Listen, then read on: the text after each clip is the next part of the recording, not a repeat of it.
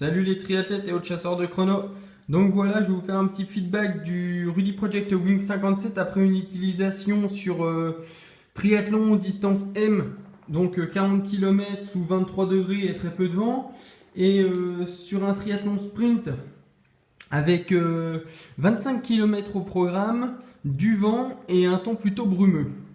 Donc je les ai utilisés dans cette configuration là sur les deux chronos. Donc je vais vous expliquer pourquoi ce casque est vraiment le top sur triathlon. Donc tout d'abord une petite astuce, l'arche nasale là en plastique permet d'avoir une surépaisseur comparée à la lentille, ce qui fait qu'en cas de contact avec le nez, ça ne coupe pas. Contrairement au Giro Selector où il n'y a pas justement ce petit bout de plastique là, vraiment pratique. Autre chose niveau aération, on peut voir que sur la lentille là, juste au-dessus, il y a un petit passage pour que l'air puisse passer. C'est pas que la lentille est mal fixée, c'est tout simplement fait exprès. Donc ça permet de rafraîchir les sourcils en cas de transpiration. Donc plutôt bien pensé de la part de chez Rudy. Sinon il y a une autre aération là sur le côté. On peut le voir de part et d'autre pour que l'air puisse également passer. Donc encore une fois de plus rafraîchir le visage pour éviter que la transpiration s'accumule et tombe sur la visière. Il y a également ce petit bout de plastique, comme je vous l'ai expliqué la dernière fois, qui permet de s'enlever, de se mettre. Il y a différents types de configurations, donc complètement bouché, complètement ouvert en cas de température vraiment chaude, ou comme ceci, avec un nid d'abeille qui s'adapte à peu près à toutes les conditions, je pense. Sinon, quoi d'autre? On peut voir une ouïe d'aération juste là. Rudy Project appelle ça le Vortex.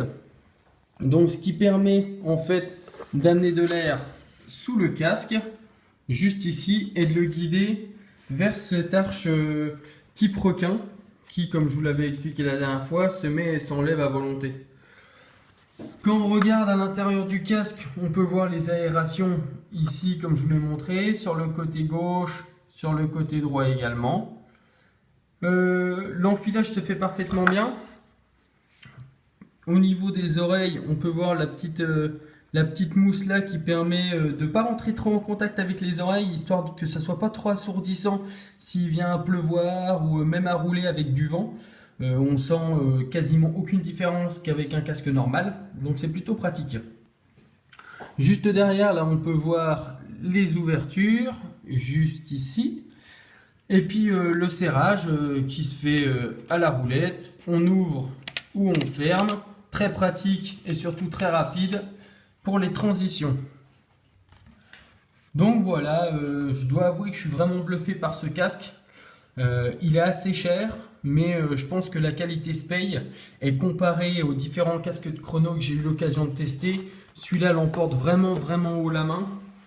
On sent vraiment qu'il est étudié pour le triathlon sous différentes conditions climatiques, que ça soit de la pluie, du vent, de la grêle, 35 voire 40 degrés. Je pense pas qu'on soit vraiment trop gêné.